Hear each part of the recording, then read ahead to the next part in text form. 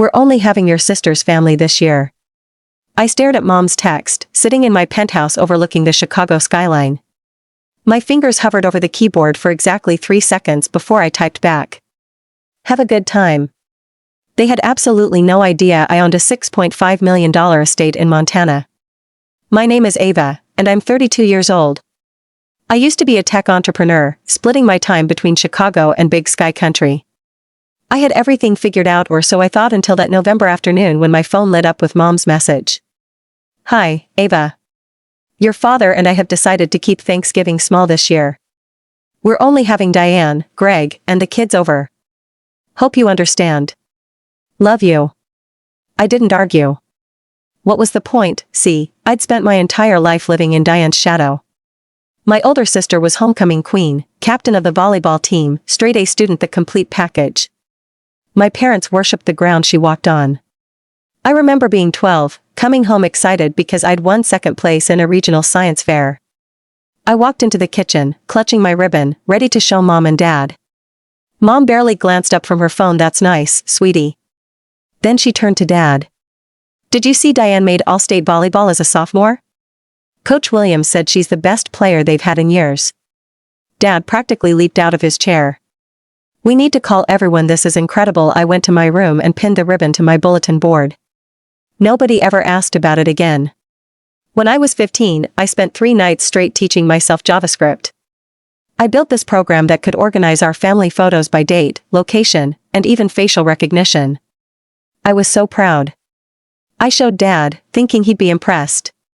He glanced at my laptop screen for maybe 5 seconds. That's good, Ava. Hey, did you know Diane got voted onto homecoming court? We need to take her dress shopping this weekend. And that was it. My moment over. The worst part? When I got into MIT for computer science with a partial scholarship, my parents' reaction was basically a shrug.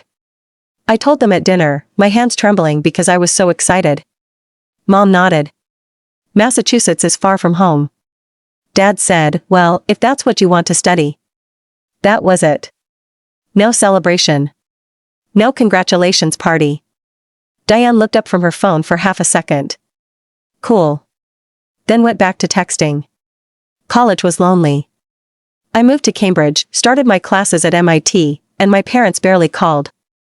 Maybe once every 6 weeks if I was lucky. They were always busy with something Diane-related, her wedding planning, her new job, her perfect life unfolding exactly how they'd always envisioned. During my junior year, Diane married Greg. The wedding was massive. 12 bridesmaids walked down that aisle in matching rose gold dresses. 12. I wasn't one of them. Diane chose her sorority sisters, her high school friends, even Greg's 3 sisters, but not me. At the reception, I ended up helping the catering staff refill water pitchers while Diane and her bridesmaids performed some choreographed dance routine on the floor. Mom was crying happy tears. Dad was giving a toast about his perfect daughter finding her perfect match. Nobody noticed I wasn't at my assigned table. Family holidays became predictable after Diane's wedding. I'd show up at my parents' house in Cleveland for Thanksgiving or Christmas, and within an hour, I'd be loading the dishwasher while Diane lounged in the living room with Greg and their kids. Mom and Dad would be on the carpet playing with the grandchildren, completely absorbed. Their laughter filled every corner of the house except the kitchen where I stood alone, scrubbing casserole dishes. My parents never visited me at MIT. Not once in 4 years. But they went on vacation with Diane and Greg twice during that time, once to Maui, once to Turks and Caicos. They'd post pictures on Facebook. Beach sunsets, resort pools, everyone grinning like they'd won the lottery. I graduated from MIT in the top 15% of my class. Mom and Dad came to the ceremony, but left immediately afterward to get back for one of Diane's kids' birthday parties. We didn't even grab lunch. We promised little Austin we'd be there for his Power Rangers party, Mom said, already walking toward the parking lot. After graduation, I worked at a couple of Silicon Valley companies. The work was fine, but I wanted more. I wanted to build something that mattered, something that would make people see me really see me. So when I was 26, I founded my first startup. It failed spectacularly after 18 months. I burned through my savings, maxed out 2 credit cards, and had nothing to show for it except experience and crushing debt. I called my parents, hoping for support or encouragement. Dad answered. Well, Ava, I hate to say I told you so, but entrepreneurship isn't for everyone. You're just not cut out for this kind of risk. Maybe you should find a stable job with good benefits.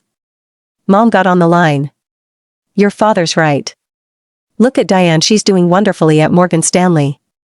Maybe you could ask her for advice on being more realistic about your career.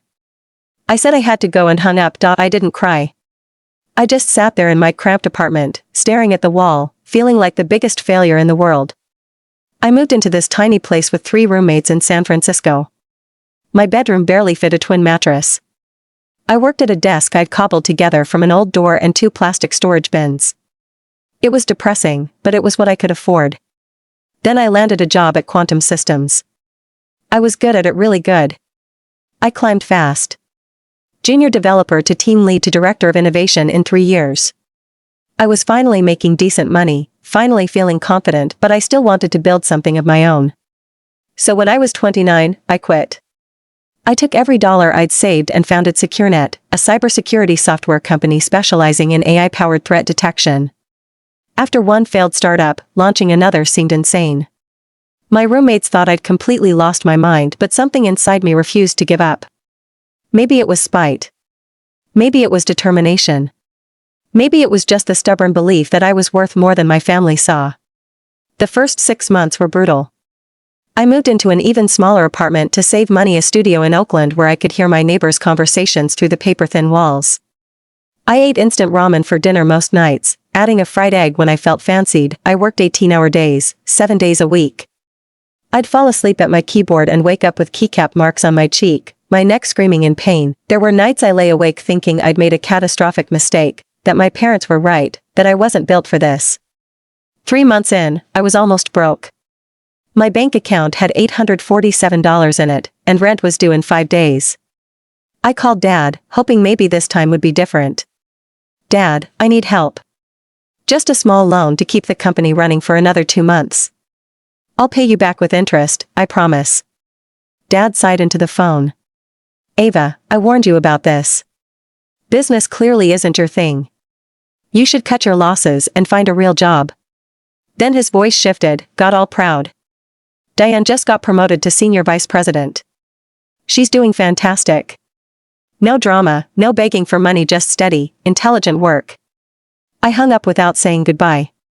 I never asked them for anything again. But here's the thing about life. Sometimes the timing's right. Your product fills a gap nobody else saw, or you work just hard enough for just long enough that things start clicking. SecureNet took off. It started small, a few contracts with local businesses. Then a mid-sized hospital network. Then a major retailer. Then suddenly we were pitching to Fortune 500 companies, and they were saying yes. I hired my first employee. Then 5 more. Then 20. Then 50. I didn't tell anyone about SecureNet's success. Not right away. I kept showing up to family dinners at Thanksgiving and Christmas, letting my parents and Diane think I was still struggling in my cramped apartment, barely making rent. They'd ask about work in that condescending way people do when they assume you're failing. How's the little computer business going? Mom would ask, already turning away to wipe something off one of the grandkids' faces. It's going fine, I'd say. Diane would pat my hand. It's wonderful that you're still trying. Not everyone is meant to be an entrepreneur. There's no shame in that. I'd just smile and change the subject. 2 years after I founded SecureNet, the company had grown to 90 employees with offices in Chicago, Austin, and Seattle. We'd landed contracts with Fortune 500 corporations, federal agencies, major banks. Our software was protecting millions of users globally, stopping cyber attacks before they could do damage. The tech press started noticing. We were featured in TechCrunch, Wired, Fast Company. I did a few interviews, always careful to keep my personal life private. My parents never read those articles. They weren't interested in my world. Last year, when I was 31, a massive tech conglomerate approached me about acquiring SecureNet. The negotiations took 4 months. I had attorneys, advisors, people in expensive suits discussing valuations and market projections and growth trajectories. They bought SecureNet for $285 million. I sat in that conference room after signing the final papers, and I didn't feel anything at first, just numb. Then I went back to my Chicago apartment, collapsed on my couch, and laughed until tears streamed down my face. I bought a penthouse in Chicago first. Nothing crazy, just a beautiful space with floor-to-ceiling windows overlooking Lake Michigan and the city lights that sparkled like stars. Then I started looking at properties in Montana. I'd always loved Montana. The mountains, the endless sky, the peace that settled into your bones when you stood surrounded by wilderness. I found an estate about 40 minutes outside Big Sky, 8 bedrooms, a guest cabin, 75 acres of land with mountain views that took my breath away. The price was $6.50 million. I bought it without hesitation. Then I spent another $900,000 on renovations. I hired an interior designer, a landscape architect, contractors who specialized in luxury mountain properties. I wanted it perfect, not to show off, but because for once in my life, I could have exactly what I wanted. I hired a property manager named Daniel to oversee everything when I wasn't there, which was most of the time since I still spent my weekdays in Chicago. By October, the estate was finished. It was stunning stone and timber and glass, with massive windows overlooking the mountains. The guest cabin had 5 bedrooms. The main house had a chef's kitchen that would make Gordon Ramsay weep, a library with floor-to-ceiling bookshelves, a home theater with reclining leather seats, a gym with a yoga studio. I walked through the empty rooms and thought about Thanksgiving. I imagined inviting my whole family to Montana, showing them what I'd accomplished, finally sharing my success with them. I pictured my parents' faces when they saw the house. Maybe they'd finally be proud. Maybe everything would change. Then Mom's text came through. The one about keeping Thanksgiving small. Just Diane's family. I sat on the deck of my Montana estate, looking out at the mountains turning purple in the twilight, and felt something shift deep inside me. I wasn't angry. I wasn't even hurt anymore. I was simply done. I started making calls. First, I called Uncle Jerome. "Hey, what are you doing for Thanksgiving?" "No plans," he said. "Your parents mentioned they wanted to keep it small this year." "Just immediate family, I guess." "Immediate family," I repeated slowly. "Right. Want to come to Montana instead?" "I just bought a place out here." "Montana?" "Absolutely, that sounds amazing, Ava." I called Aunt Carolyn. Same story, Mom and Dad had told her they were keeping it small. I called my cousins. I called second cousins. I called family friends who'd been at our Thanksgiving dinners for decades. Every single person said the same thing: my parents had uninvited them. Said they were keeping it intimate, just close family. I called 24 people. Every single one had been cut from the list. On the 25th call, I reached Mom's sister, Aunt Denise. She was more blunt than the others. "Your parents didn't want us there because we don't measure up to Greg's family," she said. "They've got cardiologists and partners at law firms on his side. Your mom actually said something about wanting to impress them. Can you believe that? Suddenly we're not good enough." I thanked her and hung up. My parents had thrown out 30-plus relatives because they weren't impressive enough for Diane's in-laws. I sat there for a full minute, staring at the mountains. Then I started texting. I invited everyone to Montana. Uncle Jerome, Aunt Carolyn, Aunt Denise, all my cousins, family friends, everyone my parents had deemed not good enough.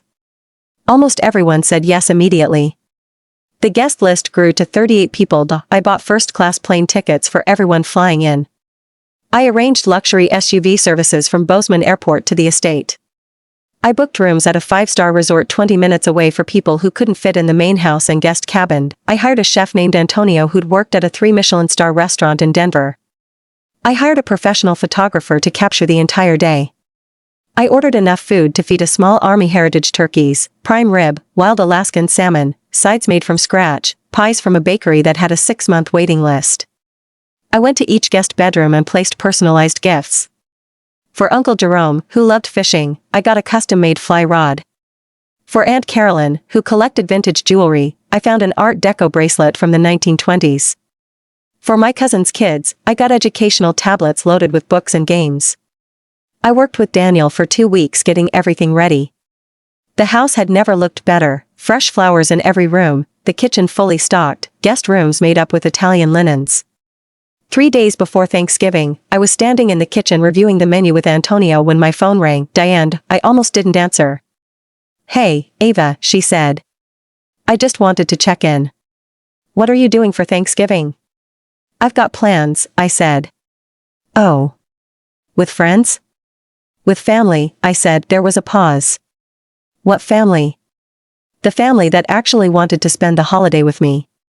I hung up. I turned my phone to silent and went back to planning the best Thanksgiving anyone had ever experienced. Thanksgiving morning started early. I was up at 6, checking everything one final time. Antonio was already in the kitchen, the smell of fresh bread filling the entire house. The photographer arrived at 7 to capture the day. Uncle Jerome and his wife Linda were the first guests to arrive at 9. They stepped out of the SUV, got out, and just stood there staring at the house with their mouths open. "Holy hell, Ava," Uncle Jerome said. "This is yours, all mine," I said, hugging them both. Linda looked like she might cry. "It's absolutely breathtaking. I can't believe your parents didn't want to see this." "Their loss," I said, and I meant it. Over the next 3 hours, everyone else arrived. Aunt Carolyn came with her husband and 3 kids. My cousins showed up with their families. My closest friends from MIT flew in from Boston. Former SecureNet employees drove up from our Seattle office. I gave everyone the grand tour. We walked through the main house, the guest cabin, out to the trails that wound through the property with views that looked like paintings. People kept touching things like they couldn't believe it was real. The kids ran around screaming with pure joy, their laughter echoing off the mountains. By noon, everyone had settled in. Some were hiking. Some were sitting by the massive stone fireplace. Some were in the kitchen watching Antonio work his magic, asking him questions about technique and ingredients.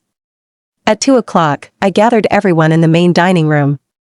We'd set up 2 long tables that could seat 50 people. The tables were covered in food heritage turkeys with golden skin, herb-crusted prime rib, wild salmon with lemon butter, roasted root vegetables, truffle mashed potatoes, cranberry sauce made with organic berries, fresh-baked sourdough rolls, 7 different pies. It looked like something from Bon Appetit. I stood up with my glass of wine. "I just want to say thank you all for coming. This means more to me than you know. I wanted to spend today with people who actually want to be around me, who've supported me even when things were hard. And I'm so grateful you're all here." Everyone raised their glasses. Then Uncle Jerome stood up. "To Ava, who built all this from nothing and was generous enough to share it with us." We were about to drink when I heard a car door outside. I looked out the window and saw an Uber pulling away. Walking up to the front door was my grandmother, Dorothy. I ran to the entrance. "Grandma. What are you doing here?" She hugged me tight. "You think I was going to miss this? I told your parents I wasn't feeling well and couldn't make it to Cleveland.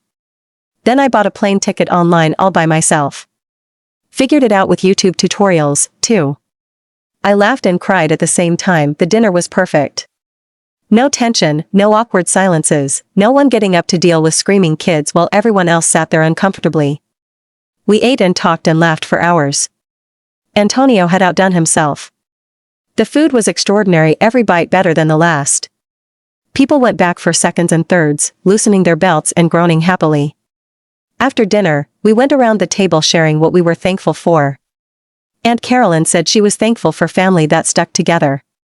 Uncle Jerome said he was thankful for second chances and fly fishing. My MIT friends talked about friendships that lasted through the years. Then Grandma Dorothy spoke up. "I'm thankful for people who are brave enough to forge their own path when the regular road isn't working for them. People who don't give up even when they're not getting support from those who should be supporting them most." She looked directly at me. "People like Ava." I had to look away because tears were forming. After dinner, people spread out around the property again. Some hiked the trails. Some sat by the fire. The kids played hide and seek in the big house, their giggles echoing through the halls. The photographer took group photos, candid shots, pictures of the house and grounds bathed in golden sunset light. Everyone was posting on social media. I saw the posts popping up on my phone. "Best Thanksgiving ever at Ava's Montana estate. Who needs Cleveland when there's big sky country?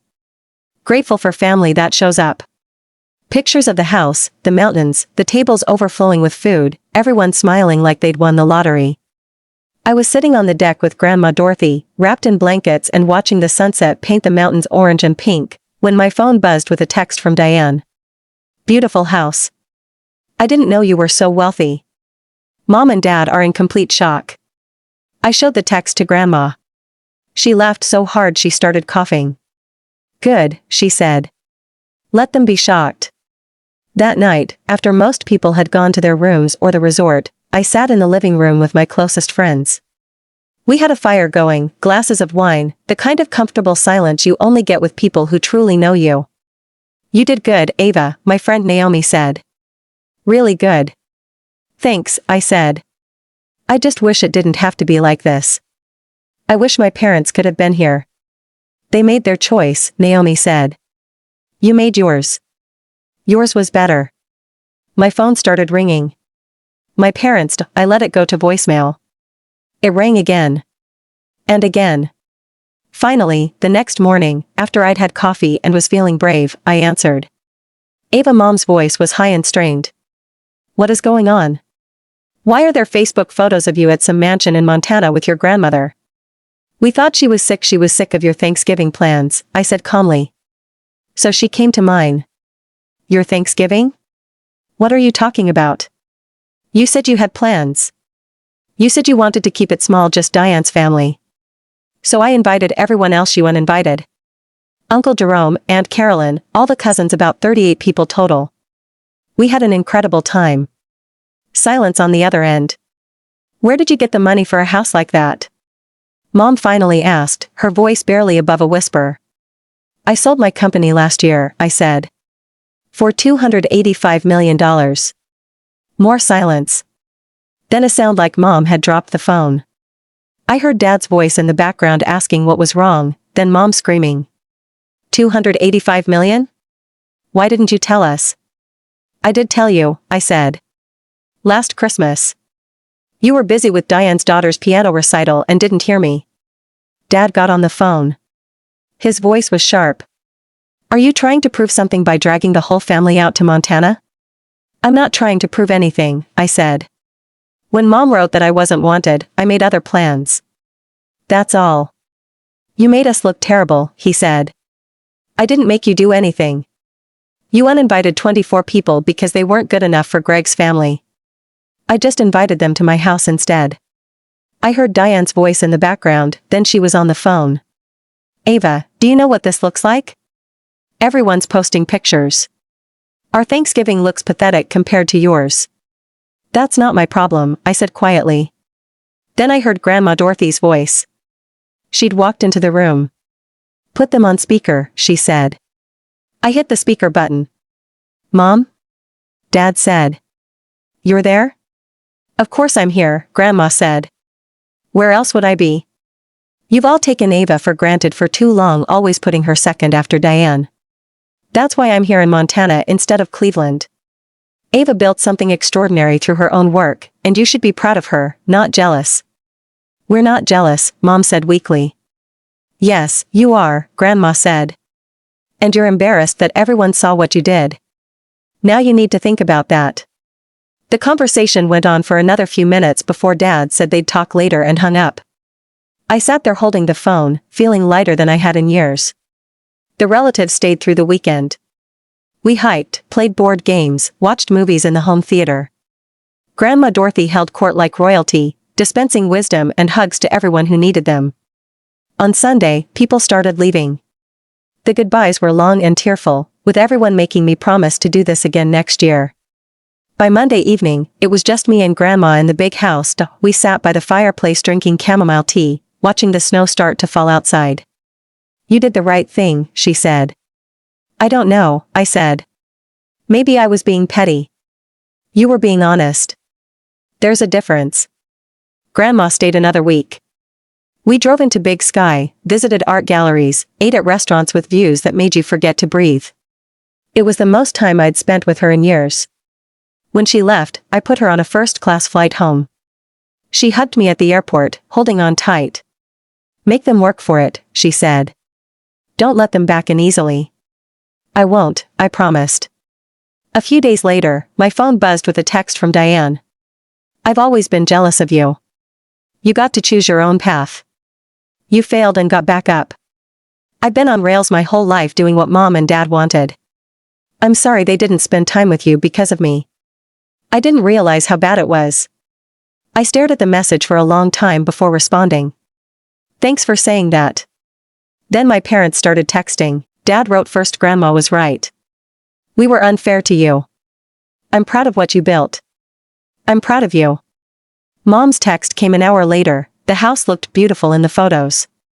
Can we come see it? I didn't answer right away. I thought about it for days. Finally, in early December, I texted back. Come for Christmas. Just you, Dad, and Diane. Small group, they agreed immediately. On December 23rd, Diane and my parents arrived at the estate. They got out of the rental car and stood there looking at the house the same way everyone else had, with wonder and disbelief. Dad's mouth hung open. Ava, this is incredible. I gave them the tour. They walked through slowly, touching things, looking out windows at the snow-covered mountains, not saying much. I in my study, Dad stopped in front of a wall where I'd framed magazine covers, Forbes, TechCrunch, Business Insider articles about SecureNet, about me. Forbes 30 under 30, he read aloud. When was this? 3 years ago, I said. You never told us. I tried. There was always something with Diane or the kids that was more important. He looked down at his shoes. Over dinner that night, Mom put down her fork, her eyes shining with tears. We failed both of you. We put too much pressure on Diane to be perfect, and we didn't give you the attention and recognition you deserved. Ava, I'm truly sorry. Dad cleared his throat. I think we need to start over. All of us. Try to forget the old hurts and learn to trust each other again. Can we do that? I looked at them. Mom looked older than I remembered, lines around her eyes I hadn't noticed before. Dad had more gray in his hair. Diane looked exhausted, like she'd been carrying a weight for years. We can try, I said. But I was scared. Scared they only wanted to make peace because of my money, because I'd finally become someone impressive enough to deserve their attention. They didn't ask for money, though. Not once during the whole visit. The next few days were quiet. We went for walks on the snow-covered trails, our breath making clouds in the cold air. We played Scrabble by the fireplace. We watched holiday movies in the home theater, sharing popcorn like a normal family. It felt strange, but not bad. On Christmas morning, my parents gave me books by my favorite authors, actual books I'd want to read, not generic bestsellers. Mom also gave me 2 paintings for the house from a local Montana artist she'd researched. Diane gave me a custom watercolor of the MIT campus from an artist she'd commissioned. I remember you said you loved walking along the Charles River when you needed to think, she said softly. They were thoughtful gifts. Real gifts. Not the generic candles and bath sets they used to give me when they remembered to give me anything at all. At dinner, Mom stood up with her glass. To new beginnings. To Ava, who had the courage to create her own path and invite us to walk it with her. Dad hugged me after dinner, holding on longer than usual. I'm proud of you. Not just the house or the money, the life you built. All of it. 2 days after Christmas, they left. The goodbye at the door was warmer than any goodbye we'd ever had. I stood on the porch watching their rental car drive away, disappearing into the snowy landscape. I didn't know if we'd ever be truly close, if the wounds would fully heal. But at least we'd taken the first step. Now I talk to Grandma Dorothy twice a week. I text with Diane every few days, actual conversations, not just pleasantries. My parents call once a week to check in, asking about my life, really listening to the answers. It's not perfect. There are still moments of awkwardness, old patterns trying to resurface. But it's better. And for now, that's enough. I learned something important, that Thanksgiving you can't make people value you. You can only value yourself enough to walk away from those who don't, and create space for those who do. My Montana estate isn't just a house. It's proof that I was worth something all along, even when my own family couldn't see it. And every time I look out at those mountains, I remember I built this. Not for them, but for me. That makes all the difference.